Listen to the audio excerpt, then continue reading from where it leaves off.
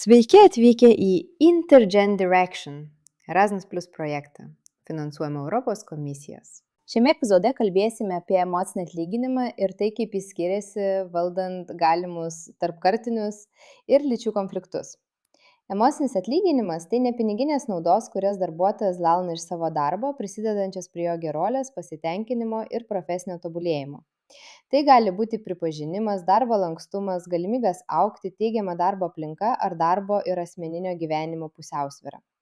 Iš esmės, emocinis atlyginimas siekia patenkinti darbuotojo psichologinius ir socialinius poreikius, papildydamas finansinį atlyginimą bei skatindamas didesnį įsipareigojimą ir motyvaciją. Emocinis atlyginimas skirtingoms kartoms reiškia nevienodai dėl jų skirtingų prioritetų ir gyvenimo patirties. Kūdikių bumo karta dažniau vertina darbo stabilumą, patirties pripažinimą, sveikatos ir pensijos naudą. Iksus karta pirmenybę teikia darbo ir asmeninio gyvenimo pusiausvyrai, lanksčiam grafikui ir galimybėms nuolat tobulėti. Tūkstantmečio karta millennials ieško prasmės darbe, lankstumo, augimo galimybių ir teigiamos darbo aplinkos. Z karta vertina autonomiją, visišką lankstumą, greitą mokymąsi, technologijas ir socialinį poveikį savo veikloje. Šie skirtumai reiškia, kad įmonės turi pritaikyti strategijas talentų pritraukimui ir išlaikymui, siūlydamos įvairesnį piniginės naudos formas, atitinkančias kiekvienos kartos poreikius ir vertybės. Iš lyčių perspektyvos taip pat pastebima skirtumų.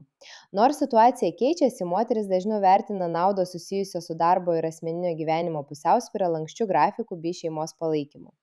Vyrai, nors taip pat vertina šios aspektus, gali labiau prioritetizuoti profesinio tobulėjimo galimybės, pripažinimą ir autonomiją darbe. Vis dėlto šios tendencijos nėra absoliučios ir labai priklauso nuo individo, todėl įmonės turi siūlyti įvairias naudas, atliepiančias visų darbuotojų poreikius, taip užtikrindamos lygybę ir įtraukti. Emocinio atlyginimo taikymas daugiaamžėje darbo aplinkoje turi reikšmingą poveikį. Įvairiapusė naudos sistema pritaikyta kiekvienos amžiaus grupės prioritetams padidina įmonės patrauklumą kaip darbdavį. Ji taip pat skatina teigiamą ir įtraukiančią darbo aplinką atliepiant skirtingus poreikius, o tai savo ruožtu didina produktyvumą ir įsipareigojimą. Be to, tai stiprina organizacijos kultūrą, puoselėja gerovės ir empatijos vertybės, gerina komandos gebėjimą prisitaikyti prie pokyčių bei formuoja žmogiškesnį įmonės įvaizdį. Tokiu būdu skatinamas tarpkartinis bendradarbiavimas, didinamas tarpusavio supratimas ir pagarba, pripažįstant skirtingus lūkesčius. Priešingai, emocinio atlyginimo nebuvimas gali sukelti neigiamų pasekmių, tokių kaip sumažėjęs įmonės patrauklumas, didesnė darbuotojų kaita, nes nepatenkinami įvairių kartų poreikiai. Nuo stabilumo paieškos tarp kūdikių bumo kartos iki lankstumo ir prasmės siekimo tarp Z kartos. Tai lemia prastėjančią darbo aplinką, motyvacijos stoką ir galimus tarpkartinius konfliktus. Be to mažėja produktyvumas, prastėja darbo kokybė ir silpnėja organizacijos kultūra, signalizuojant, kad darbuotojų gerovė nėra pakankamai rūpinamasi.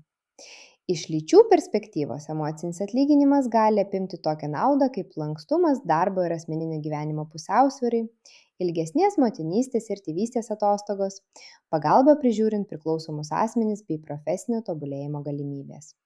Tačiau iškyla iššūkių, jei tai įgyvendinama neatsižvelgiant į lygybę ir remiantis lyčių stereotipais, o ne individualiais poreikiais. Tai gali sukurti neteisingumo pojūtį ar suteikti pirmenybę vienai lyčiai. Todėl būtina atlikti nuodugnų poreikių vertinimą ir užtikrinti skaidrią komunikaciją, kad emocinė nauda būtų suvokiama kaip teisinga ir prieinama visiems. Apibendrinant, strateginis emocinio atlyginimo integravimas darbo aplinkoje yra itin svarbus organizacijos sėkmei, ypač ten, kur yra kartų ir lyčių įvairovė. Jis pripažįsta ir atliepia skirtingus kiekvienos kartos prioritetus bei vertybės, taip pat specifinius vyrų ir moterų poreikius, darbo ir asmeninio gyvenimo pusiausvyros, tobulėjimo bei pripažinimo srityse. Taikydamos emocinį atlyginimą įmonės gali kurti pozityvesnę, įtraukesnę ir produktyvesnę darbo aplinką. Tai ne tik optimizuoja talentų pritraukimą ir išlaikymą, bet ir stiprina organizacijos kultūrą, skatina tarpkartinį ir lyčių bendradarbiavimą bei ilgalaikį konkurencingumą ir tvarumą šiandieninėje dinamiškoje rinkoje. Šiandien tiek, ačiū, kad buvote su mumis šiame Intergenderation epizode. Jei norite toliau tyrinėti, kaip skatinti tarpkartinį įtrauktį ir gerovę darbe, apsilankykite mūsų oficialioje svetainėje intergenderation.eu ir sekite mūsų socialiniuose tinkluose.